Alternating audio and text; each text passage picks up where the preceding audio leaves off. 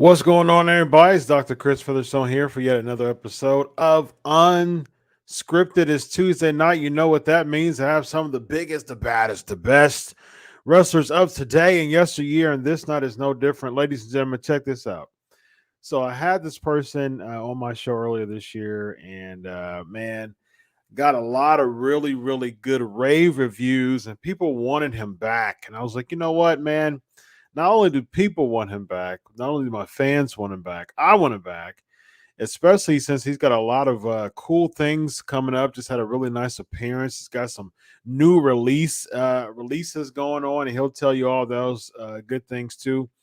And man, this guy was very pivotal and a very sobering dark side of the ring with Chris Kanyon. He was his former tag team partner in WCW when he was Wrath and Kanyon was Mortis. And so I wanted to bring him on to talk about that too. But you know what? This guy has a wealth of things to talk about, including standing shoulder to shoulder with the big man this weekend. Woo! Ric Flair. Ladies and gentlemen, Bryan Clark, how are you tonight, my man? Hey, Chris. How you doing, buddy? Thanks for having me. I'm doing wonderful, man. How's life, man? You've been busy this weekend. Yeah, this whole weekend, man. I'm just so tired. I still haven't recovered today. Yeah, I did 4 appearances in 2 days. I did Albany, New York, and then I did Windsor Lock, Connecticut, and then I did a virtual, and then I also did me and Tatanka, Chris, did a Halloween party gimmick that was they wanted us there for a signing. Very nice. So it was just a lot crammed into this past weekend, man. It wore me out. Yeah, man. Yeah. So you're back, like, you know, you nosedive right back into the pro wrestling business after, you know, being away for a while. You haven't wrestled a match in almost 20 years, right? I think we retired from All Japan. We won the titles there, and that was 2003, I think. So early 2003. So that was it, man. I knew when to say when. Yeah, good call, man. Yeah, good call. Yeah, man. But now you're doing all these appearances and standing shoulder to shoulder with Ric Flair and Sergeant Slaughter, and you know. Yeah, I got to see Double J, Jeff Jarrett. I got to see Jerry Lawler, nice. Stevie, and Booker T. You know, so it was a blast, man. It's good to see the guys again because, you know, I really haven't got to see, sometimes you don't ever get to see the other guys again. So it's just good. Yeah. Yeah. It's good to reconnect. It's cool, man. What are like some of the things that y'all talk about? And, it's one big fraternity, you know what I mean? Yeah, With the guys. Well, like with me and Booker, we were joking about, we did a loop one time together in Texas, and we were in all these towns like Waco and Lubbock and all these towns that were, and then we were stuck with some really tiny rental car. We were both crammed up in the seat. We just busted out laughing. He remembered the kind of car it was. Just stuff like that, man. Yeah. We end up joking about any and everything. And the big joke was like, did you get the booster shot? Oh, yeah. Oh, yeah. So he was clowning big time, him and Stevie both. And just get to, reconnect and just, I'm laughing like the whole time. I can't help it when I'm around, especially him. But yeah, he's really funny. So you went from Arizona to New York. Correct. And you're back home now. Yes. Yeah, I'm back in Arizona. How long was it a straight flight, or I had a direct, but it was still right at 5 hours by the time, there's always a delay of something.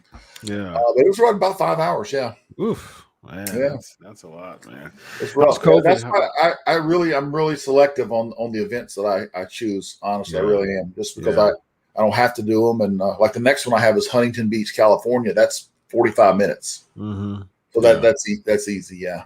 Yeah. So that's just a drive up there, right? Actually, just a short flight. Okay. Yeah. Gotcha. Real short. That's not bad at all. How long is the drive from Arizona to Huntington Beach? I'm not quite sure. I know it's like I said only. It's probably a good 4 hours to Vegas. So probably maybe 3 plus a little more. That's still not bad. It's not that bad. But if I can do it in 45, I'll take that. Yeah. Hey, 45-minute flight, man. That's in and out. Down. That's right. Before we get into these questions, how's COVID in Arizona? I think it's sort of calmed down some. I don't think we've had like the real big second wave. I mean, it seems like it changes daily at times where the hospitals, they're really full and then it dips. So it just varies, it seems, from day to day. Yeah. We've I'm in Ohio, as you know. We've been hovering over that 25 to 4,500 cases daily. But it's been a big dip since about a month and a half ago. We're like 3,000 to 4,000 less cases than a month ago. So I'm a glass half full type of guy. So I hope that it really, hopefully we can be rid of it completely. I know the UK's had a big, they're still having a lot of issues. Yeah. Over there, Yep, definitely wish for the best. Yep. All right, man. You ready? Before we get into these questions, man, you got some promotional stuff, man. You got some beanies or some buddies? It's stuff that was never released WWF wise, and the Major Wrestling Pod show with Matt Cordona and those guys have put together some bendies. They're almost like a Stretch Armstrong old school stuff, But it's very collectible. And I'm in series 2. It's Nick Gage, myself, Brian Pillman, and one other person. I can't remember who that is, but that's the series 2 that's coming out, and that will be early 22. And then I have my cello figure, which is the Atom Bomb.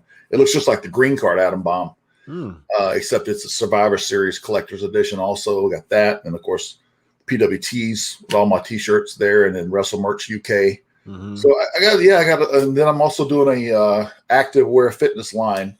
I'm kicking off in the spring, which I hopefully have that ready for WrestleMania. Very nice. So yeah, real quick, you mentioned Survivor Series before we get into these questions. Sure. You've experienced, Survivor Series, and I just absolutely despise the current Survivor Series. You were in 2 of them, right? 93 and 94. Correct. Yes, you were part of 2 Survivor Series, and so that was 27 and 28 years ago. You let me know your thoughts, because me as a journalist and me as just a fan, I absolutely despise the current type of layout of what Survivor Series looks like. It's just brands competing against each other. I don't understand it, man. I don't like it. There was a pay-per-view some years ago called Bragging Rights. It only lasted a couple times because the concept was just so bland. It just was meaningful. Help me out, Brian. You've been to Survivor Series. What is going on here?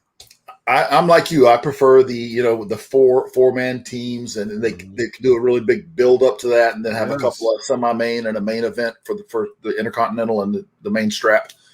But I just think I don't know. It seems like there's so many. They were rolling out the pay-per-views for next year. I was reading somewhere.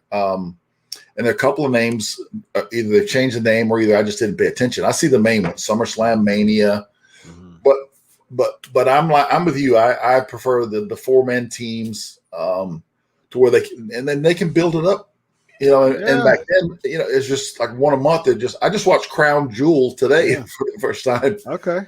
Yeah. So I've been trying to play catch up a little bit. Good stuff, man. I'm not a fan. I'm not a fan of the Survivor Series concept. And Survivor Series is an old school traditional Thanksgiving pay-per-view, the 4-on-4s, the 5-on-5s, and it usually was a bunch of feuds just collected and built together. It was just like usually was like the person you were matching up with on the 4-on-4, the 5-on-5, you're typically already in a feud with them. And so it was just a bunch of teams with feuds within the teams. And so that's what was cool about it. Yeah. And it was just continuing feuds. Like, for instance, Survivor Series, the first one was a continuation of Hogan Andre, and so, I'm not guy to just, I like the old school concept. I really like the Survivor Series. Yeah. And it actually used to be one of my favorite pay-per-views because I love the concept. Because you would think Thanksgiving and you would automatically think Survivor Series. That's right. I know I did. Absolutely. I could, I was still in college back in the day and playing my college football days and stuff, and I would find someone that was able to pay-per-view because I couldn't afford to have it, but I would find somebody that had it and make sure I watched. That's right. Yeah. All right, my man, you ready to dig into these questions? Sure. Let's see what we got. All right. Guillermo's asking your opinion on Crush being repackaged as a Kiss Demon. It was a real. Here's a little. They actually asked me about it also, and I said no. And then I think Brian did it. Just he only did it for like a week or so, maybe a couple of weeks, and then they got the right guy with Goldberg. Yeah. Oh man, he's a huge Kiss fan, knows everything about him. He was really the only guy that can make that gimmick work, and he did it. And he's a heck of an athlete. And so Dale was definitely the right guy for that gimmick. Yeah, no. You still talk. What's he up to nowadays? We chit chatting. Back and forth occasionally, but he's in Florida, I think. He married Christy, I think, she was Asia, if you remember her. I do remember. Yeah. Asia. Okay. Yeah. So they've been together for forever. Okay. I think they have one child. I'm not sure. I'm positive on that. But, WCW blast from the past. Yeah, she was pretty jacked. Oh yeah. Yeah. All right, let's go to AJ's asking, do you miss Bryan Adams? Oh man, every day. Just look over my shoulder, brother. Every day. This is my little area here that's the only thing that has wrestling in it, but got the All Japan titles there, and man, Bryan is I think about it always. Sure do. Yeah. Great guy. What's some of your favorite wrestling moments with Bryan Adams? Well, we winning the WCW titles two times, and then going over to All Japan and winning those titles in front of 60,000 people in Sapporo. Osaka, was selling out everywhere. Just being with him, and just to be on the road and traveling with him, and he was so funny. I mean, he could do impersonations of Vince and you name it. Really? I mean, to where you'd be like, okay, yes, sir. He had it down, man. He could do some Tiger Chung Lee. Very nice. Yeah. Yeah. Now your last match was against Goldberg and Muta, right? Probably. Yeah. That sounds about right. Yeah. Is that where he speared me through the table over there somewhere? Yeah, I think that was like almost broke my neck. Really? How was it working with Goldberg? I love working with Bill. I'm pretty. Bryan and I were both very stiff, snug, however you want to call it. Mm-hmm. That's just my background with the military and the college football and stuff, and so I like it that way. I don't like it. It needs to be tight, and that's the way I was trained. And Bryan was the same way. Bryan went to the dojos over in Japan, so yeah. AJ's asking, what do you think about AEW? So far, I like it. Got a few friends that are there, of course, and I think it's really good to have another show, another chance for people to, another place for the boys to go to when it's time. If things aren't working out in one company, that at least they've got a chance to, because not everybody can go to Japan. There's not always that option. Right. So I think it's good for overall business. I don't think they all need 2 or 3 shows a week. I think they need to cut back on that a little bit, but I think it's a good thing. Yeah. Elvis is asking, what are some valuable lessons you learned from the American Dream, Dusty Rhodes, baby? How was he like behind the curtain? I miss him like he's in a league of his own on being such a wonderful wrestler, baby. I'll be honest with you. I never really spent much time with Dusty. Not really. I can't say he's ever given me a single piece of advice. Yeah.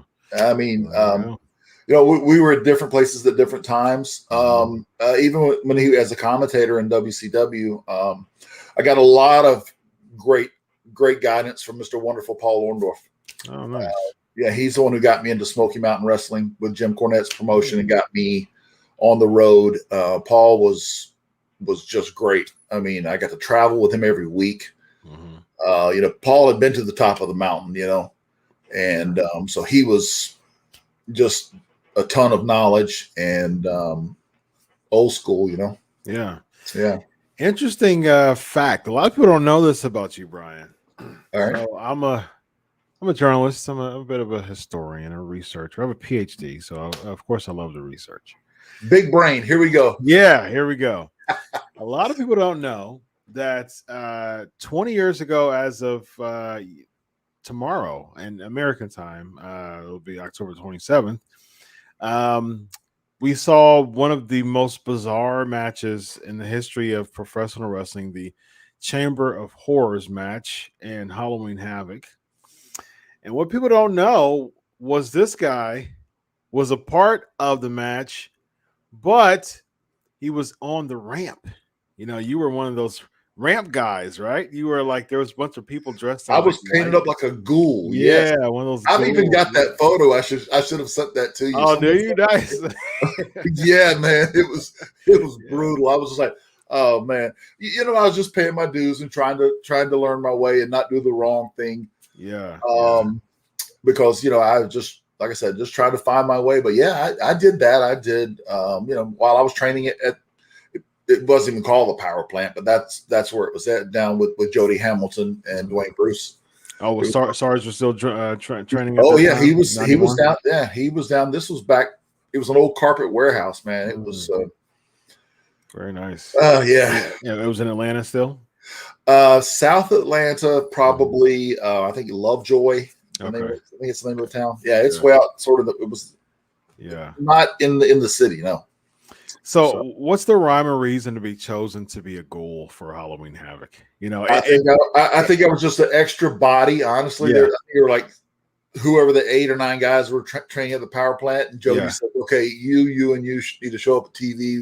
We'll get you a little payoff. Yeah, get a little check there, and that's really about it." Very nice. Very nice. That's the reason behind it. And my last Halloween Havoc Chamber of Horrors question. All right. You were there kneeling on the ramp looking at that big cluster mess, all right, of a match with the lever coming down and then they having to put it back up and then a referee holding the lever so it don't go back down. And then all of a sudden Abdullah, one of somebody sitting down and then they get up because the lever's down, but it's not supposed to be down, and Abdullah sitting down, and all of a sudden he gets electrocuted. And then, I mean, you remember a lot more than I do about that. That was just a bizarre match. It was I do remember Abdullah stepping on one of the other ghouls and tripping and almost falling down. Yeah, I do remember that. Can you just imagine, taking a bump on the way to the ring? But I don't know what the whole concept was. Maybe I don't know. I still don't know. Yeah, I don't think anybody really knows. Some crazy ideas through the history of wrestling in both companies. You think about it. You got a red rooster running around. I mean, come on. Yeah. And with the Chamber of Horrors match, like it was booked to be like almost all the heels were different by the time the match happened. I think Barry Windham was supposed to be like there's like a few people that were supposed to be booked in it, and then Barry at that time, I think there was a gimmick where like he hit his I think he was turning at that time because he was like with the Horsemen and they were having some issues or something like that, if I remember. This is 30 years ago. Now you're gonna make me. Now I've got to go back and watch it. That's right, man. Yeah. You gotta dig, Brian. You gotta dig, man. I have to now. Yeah, I've got to find. I will find it. Yes, absolutely. Rizu's asking, do you have any funny Owen Hart or Marty Jannetty ribs or stories? Oh man, there's a million, especially with Owen. Yeah. Marty was Party Marty, but Owen was. It was like when he was on the road, it was like he was clocking in, to go to work. But it's like that's when the rib clock started, and he would clock in, and then he would rib the entire tour, whether it was 5 days, 20 days, or 25 days, or 30. Yeah. He would go every day and just do something. And really harmless stuff, but enough to make you get so mad by the 25th day. You've had it. You got to lose your mind. And there's Owen over there laughing at something he did. He would like untie my bootlaces during a match. Wow. When I would have him in a hold or something. He started when the match is over. My boots were falling off. I'm serious. Wow. Yeah, he would. There's a ton more that he would do, but that's just Now, from your experience working with Owen and the boys around Owen, everybody knew Owen to be the River, and it was just good, clean fun. Were there anyone from your experiences that like wanted to shoot on him, like was like really upset, like a legit at Owen? Yeah. No, Owen has such a good heart and was so funny and stuff. And like I said, it was innocent stuff. It wasn't like he would do anything to your gear or anything like that. It was just funny little stuff. Yeah. But there are other guys that obviously went way beyond what they should have. Mm-hmm. But yeah, it was always, everybody liked Owen. I mean, he was one of those guys that you just like having. And I'll tell you who else was a silent ribber was Brian Adams. He would rib you and just, he would get people all the time, and half the people would blame Owen.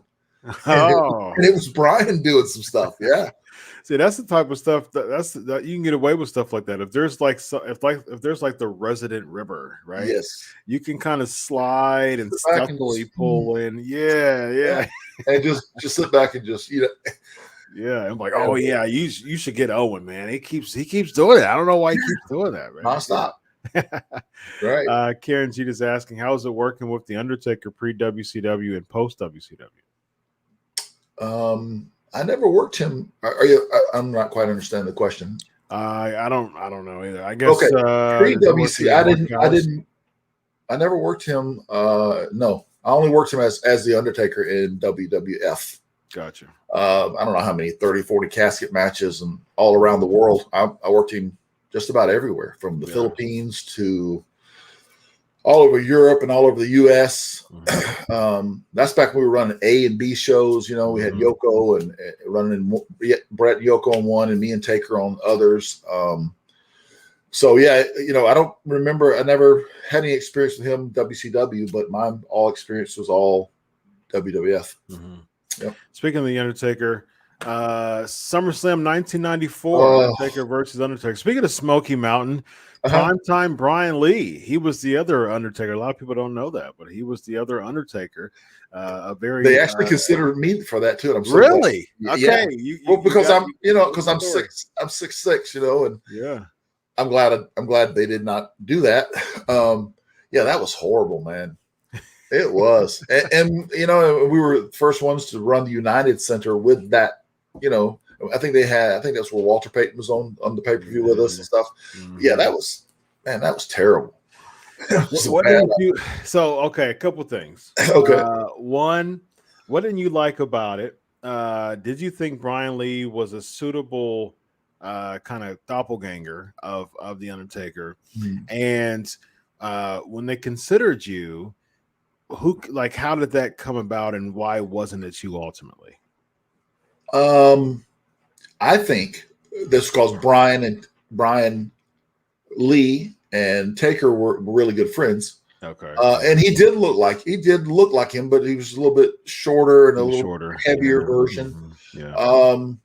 But yeah, I mean, it served its purpose. I mean, it wasn't going to go anywhere. It's not like they were going to keep two Undertakers. Right. It was for the return of exactly. It was just it was a one and a one-off thing, and that was it. So the reason I don't think it and the reason I say it didn't work is because that was the match that just really got no reaction, because a lot of people did not understand what the storyline was. For those fans in the arena that had not followed that storyline, they were sort of lost. And they had like Leslie Nielsen there too, from the Naked Gun. I think he was a part of it. Sounds right. Yeah, there was just a bunch of involvement throughout the months there. And the thing is, I think if I'm not mistaken, it was Bret Noah in a cage that same SummerSlam too, wasn't it? Like, I think that they really stole the show. If I'm not mistaken, I think it was Bret Noah in the cage. And it's like, come on now, like that's really difficult to trump Bret Noah in the cage. I'm almost positive it was Bret Noah in the cage that really kind of silenced. It was actually the match before. It was almost a half an hour. It was Bret Noah in the cage. And it's just kind of silent. Well, brother, you know, two brothers that have worked together their entire life. Yeah, you know they're going to steal the show. Yeah. It was. There's no topping that. Yeah.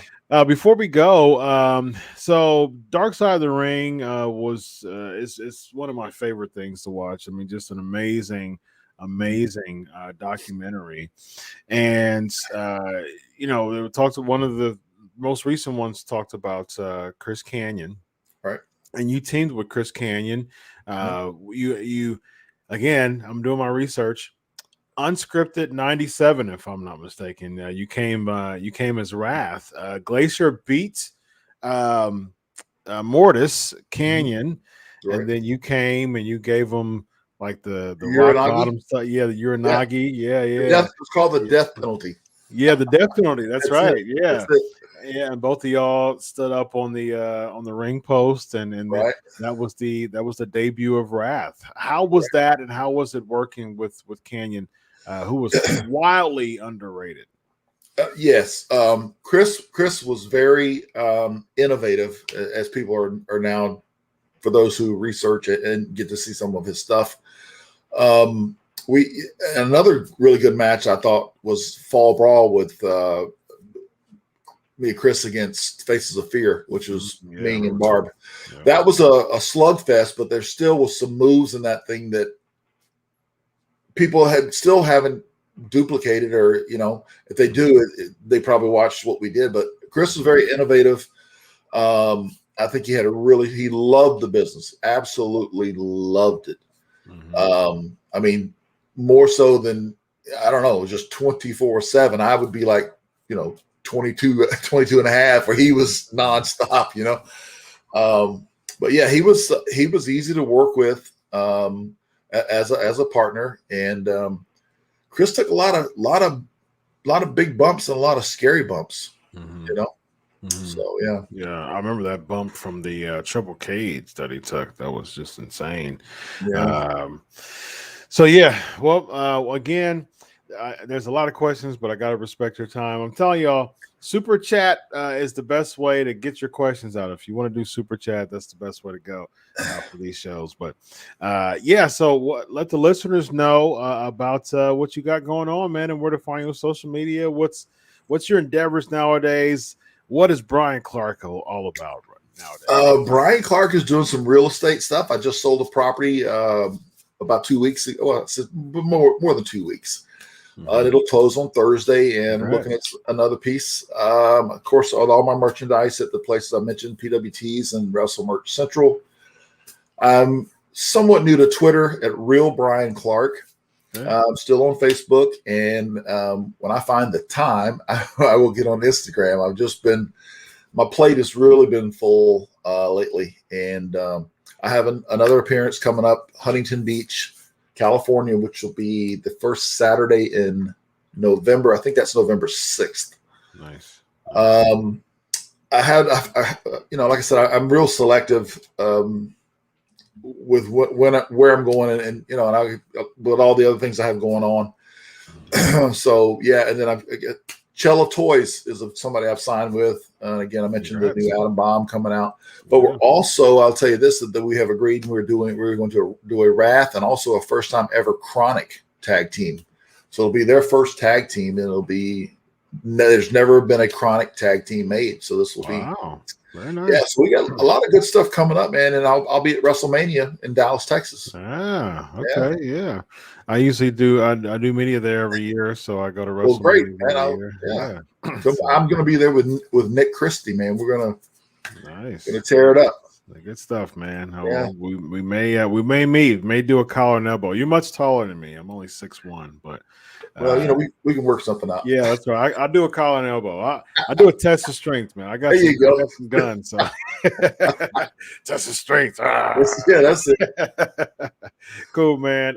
Before we go, listeners, I want everyone to know I just put the link on there. Man, listen, I've got my 500th episode of Pancakes and Power Slams following this show.